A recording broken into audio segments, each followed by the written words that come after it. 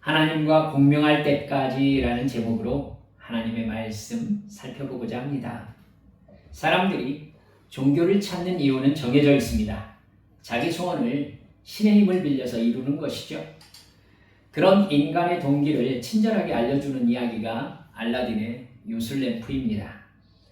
알라딘의 요술램프를 문지르는 행위를 종교행위라고 할 수 있지요. 어떤 종교행위를 하든지 사람들은 자기가 마음에 바라는 것을 이루어줄 신이 응답하기를 바랍니다. 물론 정말 그런 마음을 100% 가지고 있는 사람은 없습니다. 혹시나 해서 해보는 거죠. 답답한 마음에 또는 내가 할 수 있는 것이 없어서 라는 이유로 종교에 매달려보는 겁니다. 그런데 생각해보면 어쩌다가 소원을 이루는 거인이 나타나는 것 같은 일이 있는 것 같은 거예요. 대박이라고 하겠죠? 여러분, 대박이라는 말에는 늘 우연이 들어있습니다. 우연. 대부분의 소원은 그런 식으로 이룰 수 없으니까요. 신이라는 존재가 있는지도 확실하지 않습니다. 그러나 왠지 간절히 바라면 이루어질 것 같은 느낌이라는 게 사람에게 있습니다. 어차피 1% 아니요 0.1%의 확률도 있을까 말까한 그런 꿈을 꾸는 이유가 무엇일까요? 쉽게 말해서 절에 가서요 3000배를 100번 하면 확실하게 로또 1등에 당첨될 수 있다 이렇게 하면 아마 대부분의 사람들은 그것을 확실히 할 겁니다. 확실하니까. 하지만 그럴 확률은 전혀 없습니다. 그럼에도 불구하고 왜 사람들은 종교를 택해서 종교 행위를 하는 것을 자기 소원을 이루는 방법의 하나로 차용하고 있냐는 거예요.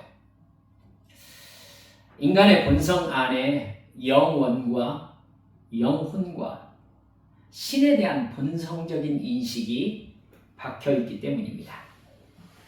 인간은 누구나 선과 악이 정해져 있다는 것, 그것을 정한 인간 이상의 존재인 신이 있다는 것, 그 신이 사람이 죽은 이후에 선과 악을, 즉 선한 사람과 악한 일을 행한 사람을 심판하며 그거에 대한 합당한 보상을 할 거라는, 여러분 논리적으로 증명이 되지 않았는데도 그럴 것 같은 마음을 사실은 누구나 가지고 있습니다.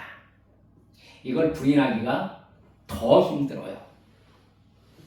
그래서 관념론 철학자 칸트도 천국이 있는 줄은 알지 못하지만 신과 천국은 있어야 한다라고 말했습니다. 실천 이성 비판을 통해서 얘기했는데요. 인간이 악하게 살거나 선하게 살거나 모두 결국 똑같다는 결론을 내렸다면 지금까지 선과 악의 기준이 유지될 리가 없겠지요. 칸트의 신존재 요청이라는 개념입니다. 그런 개념은 창조된 인간 안에 본질적으로 내재되어 있는 종교 본성이기 때문에 없다고 부인하기가 훨씬 더 어렵습니다. 정말로 그것을 부인할 수 있다면 인간에게 참아 못할 일이라는 건 없는 겁니다. 여러분, 인간에게 참아 못할 일이 있다는 것 자체가 인간이 자기 이익을 넘어선 선과 악의 기준이 있음을 본성적으로 인식하고 있다는 증거입니다. 그래서 인간은 신이 여호와 하나님인 줄은 정확하게 알 수 없지만 인간을 뛰어넘는 혹은 인간과 이 세상을 만든 신 존재를 본성적으로 알고 있는 겁니다. 그걸 여러분 사탄도 압니다. 그래서 사탄은 신 존재에 대한 인간의 본성이 하나님을 향하지 않게 하는데 최선을 다합니다. 여러분 이건 기억하고 계셔야 됩니다. 사탄의 목적은 신이 없다고 하는 게 아니에요. 오히려 사탄은 신이 있다고 말합니다. 그런데 그 신이 여호와 하나님을 향하지 않게 하면 되는 겁니다. 그 신 개념이. 신이 있다고 느끼는 것으로는 여러분 하나님을 믿을 수는 없습니다. 신존재를 인식한다고 구원받을 수도 없습니다. 그렇기 때문에 사탄은 하나님이 아닌 존재를 신으로 인식하게 하면 되는 겁니다. 신이 없다고 해도 다른 존재를 신이라고 해도 멸망받는 건 똑같으니까요. 에덴 동산에서 타락한 인간의 죄 본성을 자극해서 신을 인간의 이익을 위한 존재로 인식하게 만드는 것이죠. 그러면 인간은요, 신이 정말 자기 소원을 이루어준다고 생각하지는 않으면서, 본질적으로 확신을 하지 않으면서도 신을 조각합니다. 그리고 그 신에게 자기 소원을 이루어 달라고 말하는 종교를 만들게 되는 것입니다. 교회에 나오는 사람들 역시 처음에 모두 다 그 동기를 가지고서 교회에 나옵니다. 그러다가 여러분 어느 순간 은혜를 받는 순간이 있는 겁니다. 어느 순간 하나님이 불교의 막연한 신개념이나 샤머니즘의 신개념과 달리 실제로 있을지도 모른다라는 어떤 마음의 충격이 오는 경험을 하는 겁니다. 더구나 설교를 들으면서 감동이라도 받으며 정말로 나를 사랑하는 여호와 하나님이라는 신, 예수님이라는 전지전능한 신이 있는 것 같다는 생각을 하게 됩니다. 이게 종교 본성에 어울려요. 그렇기 때문에 뭔가 있다면 교회를 다녀보자 하는 생각을 하는 것이죠. 어떤 사람들은 교회 생활에 점점 더 열심을 내봅니다. 그러나 여러분 아세요? 그것이 구원받은 것이라고 착각하시면 안 됩니다. 그것이 구원으로 연결되는 하나님의 초대인지 그저 복음을 들을 수 있는 기회를 받은 것인지 알 수 없습니다. 오직 하나님만 아실 수 있죠. 비밀입니다. 따라서 교회에 나온다는 것이 구원을 보장받거나 구원을 받은 게 아니라는 것 여러분 기억하시기 바랍니다.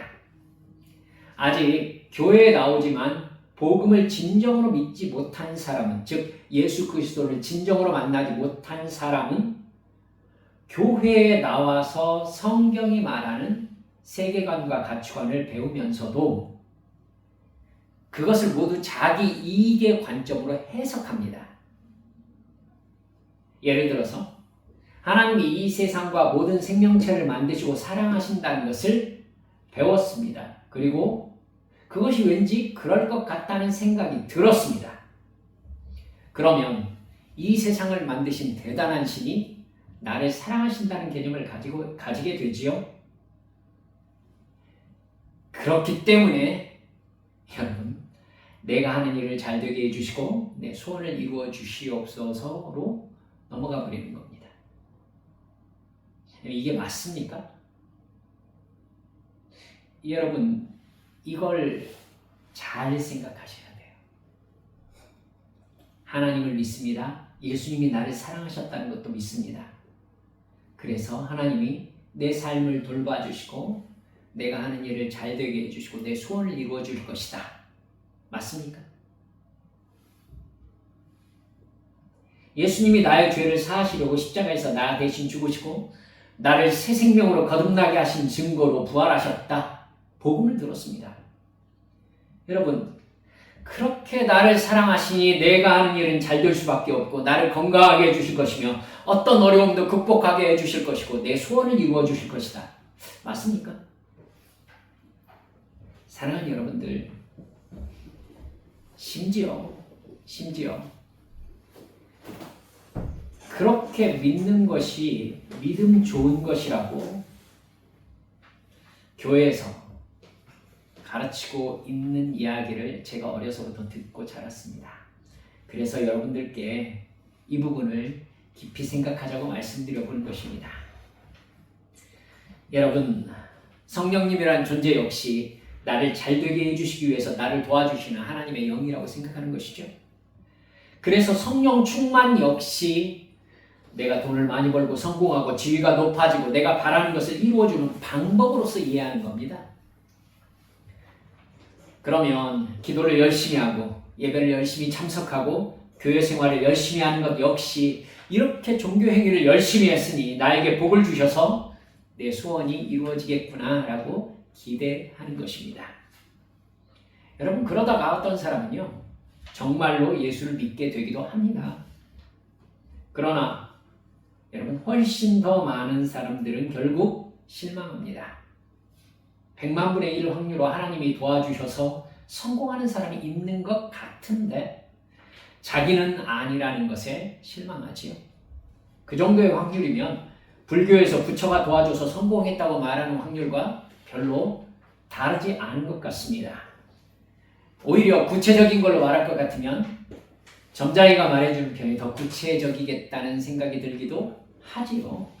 점점 기도도 이제 익숙해질수록 기도에서 느껴지는 느낌을 소중히 여기기 시작합니다. 찬양도 기분이 중요해집니다. 그래서 결국 기독교도 역시 내 일상에서 신의 도움을 받을 수 있는 구체적인 종교라기보다 하나님이 너를 사랑하니 실망하지 말아라, 힘을 내라, 열심히 하면 결국 승리한다, 성공한다, 이런 자기 개발 이론이나 심리학의 자존감을 세우는 과정들과 여러분 기독교 얘기가 별로 다르지 않다는 결론을 내려가는 사람들을 저는 수없이 만나보았습니다. 결국 그런 사람들은요, 하나님과 돈 이야기나 구체적인 응답을 바라는 이야기는 하지 않는 편이 스트레스를 덜 받는다는 생각을 하게 되지요. 결국 하나님과의 관계는 신앙생활을 할수록 구체성을 더해가는 것이 아니라 모호해져 갑니다. 오히려 구체성을 얘기할 것 같으면요, 예수 맨 처음 믿으려고 교회에 나왔을 때가 가장 구체적이에요. 자기 목적이 있어서 교회를 나오기 시작했으니까. 그러다가 신앙생활을 오래 할수록 점점 더 구체성이 모호해 가는 겁니다. 그리고 신앙생활을 결국 감성적 영역으로 생각하게 됩니다. 신앙은 지성적, 의지적 활동보다 감성적 활동으로 치우쳐져 가게 되지요. 하나님과 예수님, 성령님의 존재와 역할은 용기를 내라는 격려와 위로, 공감, 평안, 심리적 안정, 이런 쪽으로 치우쳐져 갑니다.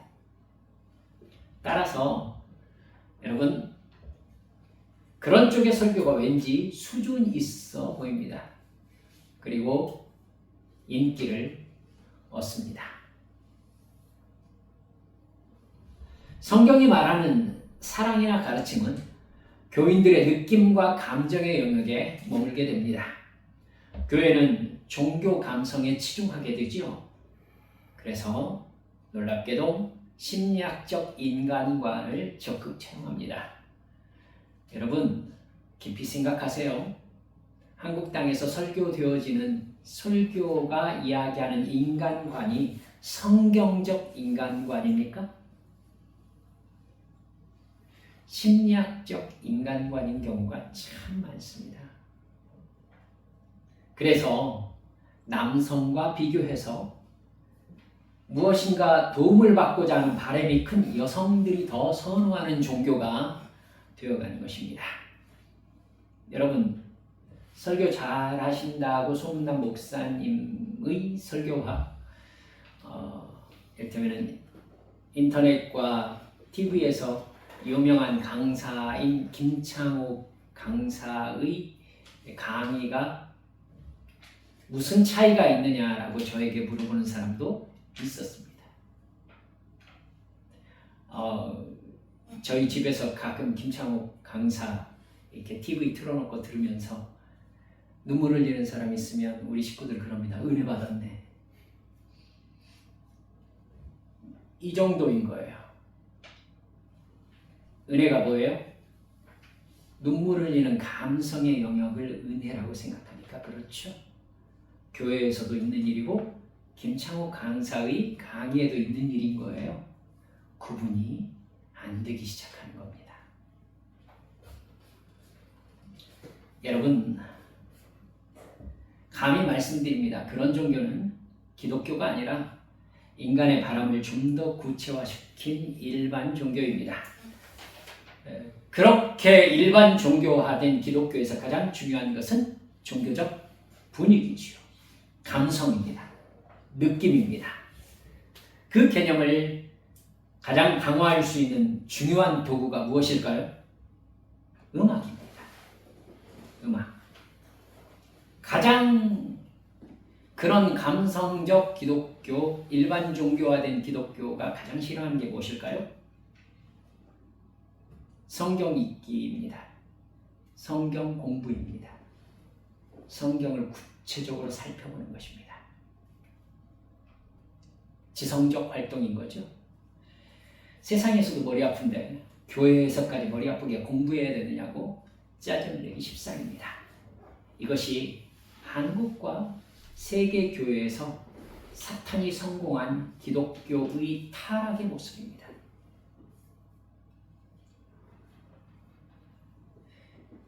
담대히 말씀드립니다. 거기에는 구원이 없습니다. 구원받지 못해요. 종교 감성 충족을 위해서 교회를 나가가지고 은혜 받고 돌아오는 종교 행위에는 천국이 없습니다. 구원받지 못합니다. 예수를 믿을 수 없습니다. 제가 오랫동안 예배의 감성적 측면을 담당하는 찬양 인도자였다는 것을 여러분께 다시 말씀드려 봅니다. 제가 30살 때부터 또 20대부터 찬양 인도를 했는데 목사님들께서 저에게 이렇게 말씀하셨습니다. 분위기 좀 올려줘. 예배 분위기 좋게 좀 만들어줘. 그래서 눈물을 흘리면서 통성기도 한 다음에 나한테 넘겨줘. 그래서 저는 음악을 통해 큰 죄를 지은 적이 있는 목사입니다. 혹시 제가 지금까지 말씀드린 이런 기독교의 개념이 어느새 내 안에 깊이 자리 잡고 있음을 느꼈다면 내가 정말 구원받은 성도가 아닐 가능성을 깊이 생각해 보시기를 여러분들께 말씀드려 봅니다. 그러면 정말 구원을 받은 증거를 무엇으로 말씀드릴 수 있을까요? 딱 잘라서 말할 수 있을 만큼 명확하지 않더라도 성경이 거의 반드시 지키고 있는 구원받는 과정과 구원받은 증거는 이렇습니다. 첫째, 하나님의 거절할 수 없는 부르심이 반드시 있습니다. 이걸 느끼지 못할 수도 있습니다. 예를 들면 이 자리에 와 있는 우리 수연이 엄마 아빠 따라서 왔겠지요. 여러분 그냥 와서 앉아 있는 겁니다. 하지만 나중에 알게 됩니다. 아, 부르심이었구나. 제가 모태신앙이거든요. 그래서 엄마 뱃속에 있을 때부터 무슨 교회에 있었다느니 뭐 이렇게 얘기를 하더라고요. 저는 그것을 비웃었습니다. 그게 뭐냐고. 근데 나중에 알았습니다. 아, 교회에 가서 졸고 있어도 교회에 가서 제가 기억이 나거든요. 어머니가 저를 집에다 놓고 가지 못해서 저를 업고 이제 교회를 가신 거예요. 저녁 예배를. 저는 엄청 잔 겁니다. 거기에서 잤는데 제가 잤다는 게 기억이 나는데 그 예배의 분위기가 기억이 나요. 아, 그때 교회가 어땠구나 라는 게 제가 기억이 나요. 여러분, 부르심입니다. 부르심이에요. 창세기 12장에서 아브라함이 하나님께 부르심을 받습니다. 하나님은 그에게 너는 너의 고향과 친척과 아버지의 집을 떠나 내가 네게 보여줄 땅으로 가라. 내가 너로 큰 민족을 이루고 네게 복을 주어 네 이름을 창대하게 하리니 너는 복이 될지라 말씀하셨습니다. 부르심이지요. 하나님의 부르심은 성경 여러 곳에서 공통적으로 나타납니다. 하나님은 창세기 6장에서 노아를 부르셨습니다. 하나님은 출애굽기 2장에서 모세를 부르셨습니다. 사무엘상 3장에서는 사무엘을 부르십니다. 예수님은 마태복음 4장에서 베드로와 안드레, 야고보와 요한을 비롯한 제자들을 부르십니다. 구원의 시작은 부르심입니다. 하나님께서는 반드시 구원하시고자 하는 사람을 먼저 반드시 부르십니다. 그 부르심은 여러분 이렇게 내가 인식하지 못하는 사이에 하나님의 말씀 앞에 서 있게 되는 그런 과정입니다. 또 어떤 사람은 자기가 분명히 바라는 게 있어서, 즉 성경에서 말하잖아요. 어떤 사람은 눈을 보지 못해서 예수님을 부릅니다. 어떤 사람은 불구의 몸으로 예수님을 부릅니다. 그때에 예수님께서 왜인지 모르지만 그냥 고쳐주십니다. 고쳐주십니다. 여러분, 고쳐주심이 구원입니까? 깊이 생각하세요. 우리 한빛교회 성도들은요, 그렇게 단순하게 생각하지 않으셨으면 좋겠습니다. 고쳐주심이 부르심입니까? 구원입니까? 아니에요, 여러분. 부르심이에요. 부르심이에요. 하나님께서 말씀 앞으로 데려다 놓으신 것입니다. 그리고 말씀의 능력을 경험하게 하신 것입니다. 우리도 말씀을 들어서 그 말씀에 움직여본 경험이 있는 거예요. 어쩌다 보니까 여러분 교회에 이렇게 나와 계시는 것입니다. 다시 말씀드리지만 그 부르심이 구원은 아닙니다. 예수님의 제자 중에서 가룟 유다 부르심을 받았습니다. 하지만 결국 택하심을 받은 사람은 아니었지 않습니까? 둘째, 하나님의 부르심은 반드시 그 다음 단계로 연결되는데, 오늘 여러분들께 가장 중요하게 말씀드리고자 하는 게 이 부분입니다. 하나님의 부르심은 구원이 아니라 반드시 내가 무가치하고 무능력한 죄인임을 증명하는 단계로 나아갑니다. 아멘입니까? 하나님은 인간의 소원을 이루어 주려고 그를 부르시는 게 아니에요. 그의 소원을 이루어 주려고 그를 만나시는 게 아닙니다. 하나님은 인간을 구원하려고 부르십니다. 인간이 영생을 얻게 하시는 것이 하나님의 목적입니다. 예수님이 이 세상에 오신 것 역시 요한복음 3장 16절의 말씀대로 예수님을 믿는 사람마다 지옥의 멸망에 빠지지 않고 영원한 생명을 받게 하시려고 오신 것입니다.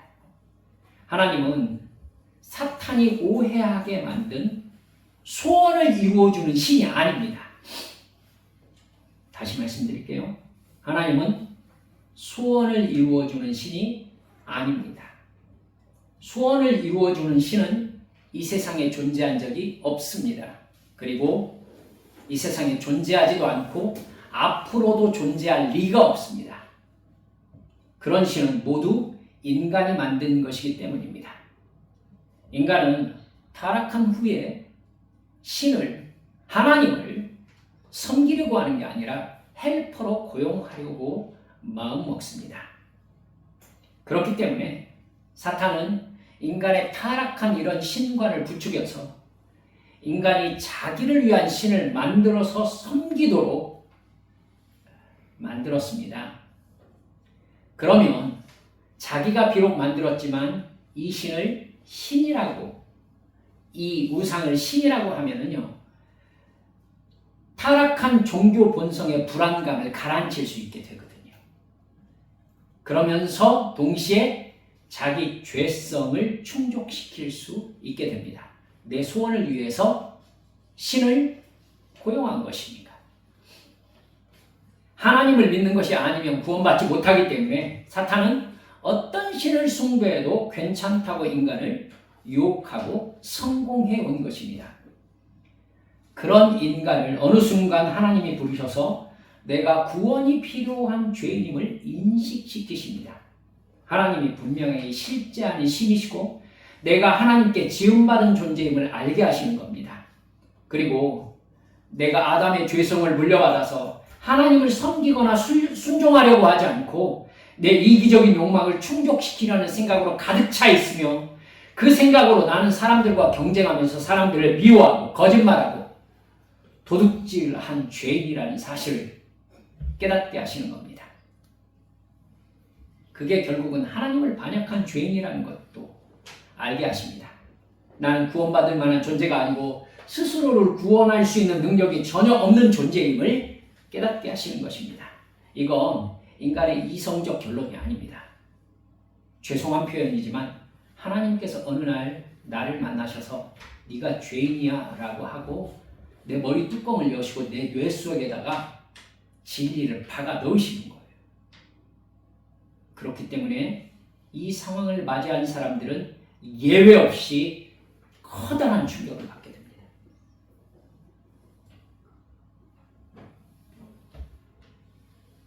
우리는 예수님을 진정으로 믿으면 내가 사실은 아무 가치 없는 죄인이고 나는 결국 지옥에 가야 할 존재라는 것을 알게 된다는 것을, 그걸 진정으로 느끼게 된다는 것을, 실감한다는 것을 잊지 말아 주시기 바랍니다.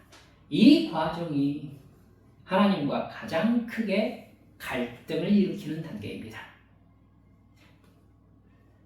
여러분 이제 눈치채셨겠지만 이 과정을 넘어가지 못하면 구원에 이르지 못해요. 사람은 누구나 하나님께 부름을 받으면 자기가 하나님께 사랑받는다고 생각하면서 단순하게 이제 불행 끝 행복 시작이라고 생각합니다. 수많은 교인들의 직진 코스죠. 더구나 예수님이 베풀어 주셨던 병고침과 같은 기적적인 만남을 통해 하나님의 부르심을 받은 사람이라면 앞으로 더욱더 자기의 소원이 이루어질 거라고 생각해요. 자기가 대단한 존재가 되었다고 생각하고요. 자기가 특별히 하나님께 선택받았다고 생각합니다. 하지만 하나님은 부르신 후에 반드시 나 스스로 아무것도 할 수 없는 무능력하고 무가치한 존재임을 깊이 인식하게 하는 단계로 끌고 가십니다. 성경에서 특별하게 선택받았다라고 생각되는 신앙의 위인들을 우리는 알고 있습니다. 여러분 그 사람들이 자기를 특별한 존재로 인식한 증거도 우리는 알고 있지요. 하지만 여러분 오늘 본문의 요셉 한번 보십시오. 하나님께 부르심을 받은 후에 겪은 일 우리가 잘 알듯이 노예로 팔렸습니다. 억울하게 감옥에 갇히는 상황이었죠. 무려 10년 정도를 억울한 감옥 생활을 했을 것으로 생각됩니다. 요셉을 하나님께서 어떤 존재로 선택하셨습니까? 나중에 이집트의 국무총리가 되게 하셔서 야곱의 자손들을 고센 땅에서 민족으로 육성시킬 계획을 하나님이 세우셨어요. 이건 이집트의 강력한 권력으로 가능한 일이었기 때문에 요셉을 이집트의 국무총리로 세우시려고 하나님이 작정하셨던 겁니다. 여러분, 하지만 그것을 요셉은 전혀 알지 못합니다. 아무것도 모르는 요셉이 하나님께 부름받았을 때에 그것은 왠지 자기를 특별한 존재로 하나님이 부르시는 것 같은 느낌이었습니다. 그의 꿈을 보세요. 그렇죠? 하나님이 뭔가 특별한 작정을 하신 것 같잖아요. 하지만 하나님은 그를 무려 10년이 넘는 세월 동안 완벽하게 무능력하고 무가치한 존재임을 실감할 수 없는 상황으로 집어넣습니다. 그 과정을 통해서 완전히 하나님만 의지하고 하나님의 말씀에만 순종하는 사람으로 만드셨습니다. 아브라함을 부르시고 아무도 없는 가나안 땅으로 떠나가게 하신 것은요, 그가 오직 하나님만 바라보고 의지하고 순종하는 사람으로 만드시기 위해서였습니다. 야곱을 하나님이 부르시고 삼촌 라반에게 보내셔서 20년 동안 노예처럼 일하게 하신 것, 가장 밑바닥의 극단적인 상황에 치우쳐졌었죠. 얼마나 고생했습니까? 근데 그것 역시 오직 하나님만 바라보고 의지하고 순종하는 사람으로 거듭나게 하시는 하나님의 과정이었습니다. 모세를 왜 광야로 보내셔서 40년 동안 양을 치게 하셨습니까? 왜 다윗을 사울에게 10년 이상 쫓기게 하셨습니까? 왜 제자들을 부르셨을 때 모든 것을 버리고 예수님을 따르게 하셨습니까? 자기 소원을 이루는 게 아니라 오직 예수님을 바라보고 의지하고 순종하게 하기 위해서입니다. 여러분, 그래야 구원이 오직 하나님의 은혜가 될 수 있기 때문입니다. 이 과정이 여러분 고통스럽습니다. 본래의 자신이 삭제되는 과정이기 때문입니다. 성경이 말씀하신 대로 할 것 같으면 나를 십자가에 못 박는 과정이기 때문이지요. 하나님은 구원의 은혜를 베풀 사람들에게 자기의 자기됨을 부인하고 하나님만 의지할 것인가? 아니면 하나님을 제거하고 자기 뜻대로 살 것인가를 선택해야 하는 고통스러운 상황으로 인도하십니다. 그 상황은 내가 생각할 때에 극단적인 상황이라는 걸 잊지 마셔야 합니다. 그 라인에 서서 내가 어느 순간 결정해야 돼요. 하나님을 제거하고 내 뜻대로 그냥 살 것인가? 아니면 내 뜻을 다 십자가에 못 박고 죽이고 하나님의 뜻에만 복종할 것인가? 여러분 그 라인에 서보셨습니까? 거기가 사선이에요. 여러분 거기를 넘으면 구원입니다. 사랑하는 여러분들, 가룟 유다가 여기에서 뭘 선택했어요? 예수를 떠나야 되겠다라고 생각했습니다. 여러분 그 라인을 넘어야 구원이에요. 다윗은 사무엘상 20장에서 자기와 죽음은 한 걸음밖에 되지 않는다고 고백해요. 다윗이 얼마나 두려운 상황에 놓여 있겠습니까? 여러분 그가 용기를 내서 이거 문제가 되지 않아, 난 두렵지 않아 이러면서 하나님의 음성을 따랐어요? 그렇지 않아요. 두려움 가득한 그 마음 그대로 그럼에도 불구하고 내가 하나님의 뜻을 따라야 하기 때문에 따른 거예요. 요셉이 10년의 감옥생활 기쁘고 감사하면서 감옥생활을 했을 거라고 생각되십니까? 그렇게 생각하지 말아주세요. 그는 술 맡은 관원장에게 이렇게 얘기했습니다. 당신이 파라오를 만나거든 나를 여기에서 꺼내주소서. 나는 여기에 갇힐 만한 일을 하지 않았습니다. 여러분 거기가 행복하고 좋았으면 뭐하러 나가려고 술 맡은 관원장에게 청탁을 합니까? 여러분 가룟 유다는 결국 자신이 죽을 것이라고 말하는 예수님을 보면서 이 사람을 떠나야 내가 사는 길이라고 결단합니다. 여기에서 수많은 사람들이 부름받았으나 택함받지 못한 상황으로 떨어져 나갑니다. 이 중간 과정을 교인들은 인식하고 싶어 하지 않습니다. 그리고 목사들은 가르치고 싶어 하지 않고요. 하나님의 부르심을 받은 사람은 이 두 번째 단계를 통해서 하나님께서 내 소원을 이루어주는 신이 아니라 나에게 영생을 주시는 신이심을 인식하게 됩니다. 그게 하나님의 사랑이라는 것을 알게 됩니다. 그걸 정말로 시인하고 주님을 따라갈 때 여러분 거듭난 것입니다. 존재가 바뀐 것이죠. 부활 생명으로 바뀐 것입니다. 내 옛사람의 욕망은 타락한 죄의 본성에서 나온 것임을 그제서야 인식합니다. 내가 소망 없는 죄인임을 인식하는 영적 깨어짐이 경험되어지는 겁니다. 그리고 진정으로 회개하게 되는 것이죠.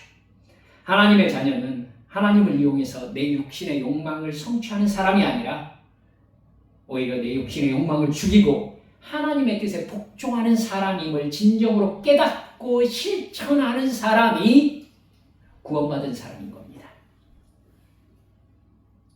이 변화가 없다면 구원의 증거를 가지고 있지 못한 거예요.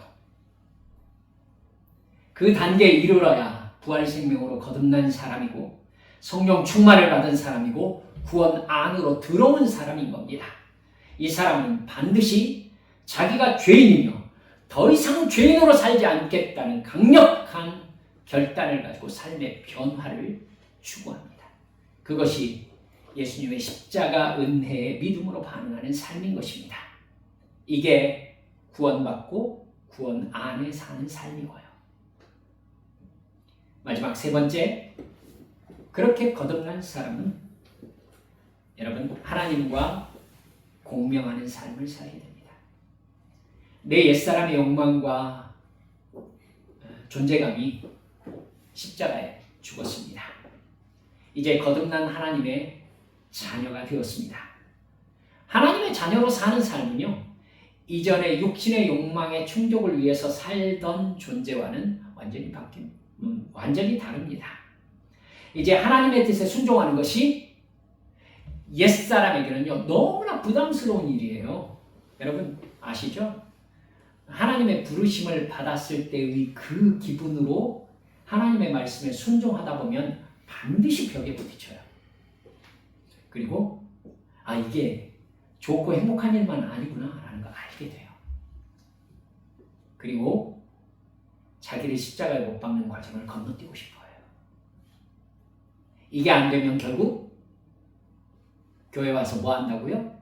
종교 본성을 충족시키고 많은 구원 없는 신앙생활이 아니죠. 구원 없는 종교생활로 떨어져 나가요. 근데 진짜 내 존재가 바뀐 정말 구원 안으로 들어온 사람은요, 순종이 벽이 아니라 진짜 기뻐지는 순간을 맞이하게 돼요. 기도를 행복하게 여기는 순간을 맞이하게 돼요. 여러분, 찬양을 해야 하는 게 아니라, 감사를 해야 하는 게 아니라, 순종을 해야 하는 게 아니라, 그게 나의 행복이고 내 마음에 기꺼이 일어나는 내 영적 소망이 되는 순간을 맞이해요. 이전에는 내 이익에 줄이고 목말랐는데 이제 여러분 의에 줄이고 목마른 사람으로 변화되는 것입니다. 하나님의 나라와 뜻이 이루어지기를 바라게 되는 것입니다. 그것을 위해서 나에게 주신 사명이 무엇인지를 깨닫습니다. 최선을 다해 했습니다. 이전에는 나의 이익에 공명하는 사람이었는데 이제 하나님께 공명합니다. 그렇게 하나님과 공명할 때 하나님께서 실제적인 은혜를 우리에게 부어주시는 것을 진짜로 느낍니다. 감정적 변화가 아니에요. 내 삶 속에서 진짜 나와 동행하시는 삶의 증거들이 그때부터는 경험되어지기 시작합니다. 아주 사소한 것에서도 하나님의 역사가 감지되기 시작합니다. 성령님께서 움직이고 계시는 것을 여러분 발견하기 시작합니다. 이건 실제적이기 때문에 그 사람이 부인하지 못해요. 믿음 생활을 하는 것입니다. 그렇게 하나님과 공명할 때에 하나님의 실제적인 은혜뿐만 아니라 죄와 싸워 이기는 능력이 나에게 부어지기 시작합니다. 하나님은 나에게 힘을 내라고 하시는 분이 아닙니다. 힘을 내라, 용기를 내라, 천만의 말씀. 하나님은 그런 말 하지 않아요. 너 자신을 소중히 여겨라. 너 자신을 네가 사랑해야 되지 않겠니? 그런 말 안 해요. 너는 있는 모습 그대로 사랑받고 있단다. 네.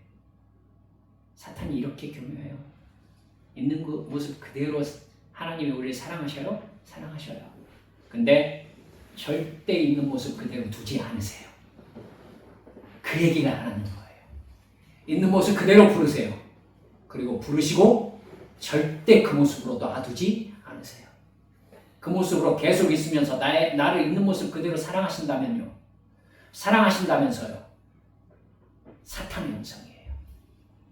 하나님은 나를 완전히 뒤집어서 바꾸세요. 거듭나게 하세요. 완전히 뒤집어 엎으세요. 내가 고집부리면 어떻게 하세요? 나를 죽기 직전까지 밀어넣으세요. 다윗이 뭐라고 얘기해요? 죽음과 삶은 나에게 한 걸음이다. 그 상황으로 밀어넣으세요. 여러분, 이 라인을 넘어야 돼요. 내 인생 전체를 놓고 하나님을 위하여 살 것인가 나를 위하여 살 것인가에 사선에 서는 것을 하나님 앞에서 경험해야 해요. 그래서 구원으로 넘어가야 돼요. 거듭남으로 넘어가야 돼요. 다시 말씀드려요. 하나님은 힘을 내라고 하지 않습니다. 하나님은 자신을 소중히 여기라고도 하지 않습니다. 자기 욕망을 부인하고 오직 하나님의 말씀에 순종하라고 하십니다. 너는 이제 너의 욕망을 이루기에 존재하는 사람이 아니라고 하십니다. 너는 하늘 백성이라고 하십니다. 고통을 통해 하나님을 바라보고 의지하게 하시면서 나의 나됨을 제거하시는 것은 나를 성령 충만하게 하셔서 부활 생명으로 거듭난 하나님의 자녀가 되게 하시기 위해서입니다. 세상 사람과 완전히 다르게 살게 하시는 하나님의 은혜인 거예요. 말씀을 마무리합니다. 하나님은 그렇게 나를 바꾸셔서 내가 세상의 주인이며 나를 중심으로 세상을 이해함으로 내 육신의 만족을 위해 살던 세계관과 가치관을 완전히 뒤집어 엎습니다. 그걸 다 십자가에 못 박게 하십니다. 하나님의 통치와 주권에, 통제와 명령에 온전히 복종하는 거듭난 자녀가 되게 하십니다. 그래서 삶의 순간에 하나님의 음성과 공명하면서 하늘의 기쁨으로 기뻐하는 사람으로 바꾸어 가시는 것입니다. 이게 진짜 행복이니까요. 어떤 상황에서도 하나님께서 지금 나를 사랑하고 계심을 정말로 믿는 진짜 행복한 믿음의 성도들 모두 되어주시기를 주 예수님의 이름으로 축원합니다. 이 시간 함께 주님 앞에 기도하십시다. 사랑하는 여러분들, 하나님께서는 틀림없이 우리를 아무것도 아닌 존재라는 것을 깨닫게 하시는 과정으로 우리를 이끄셔서 내가 죄인임을 주님 앞에 진정으로 시인하고 주님 앞에 간절히 회개하고 내 죄사함의 확신을 통해서 거듭난 사람이라는 인식을 우리에게 주시는 것입니다. 그 과정을 겪지 않은 모든 기독교인이라는 사람들은 여러분 종교인일 뿐이에요. 그렇기 때문에 주님께서 구원받는 길이 좁은 길이라고 말씀하신 것입니다. 사랑하는 우리 한빛 가족 여러분들, 주님 앞에 기도하시면서 주여, 제가 저 자신을 십자가에 못 박고자 하는 기꺼운 마음을 품고 이 자리에 나와 있는지 깨닫게 하시고, 제가 구원 안으로 들어가지 못하였다면 이 시간 저에게 하나님의 은혜를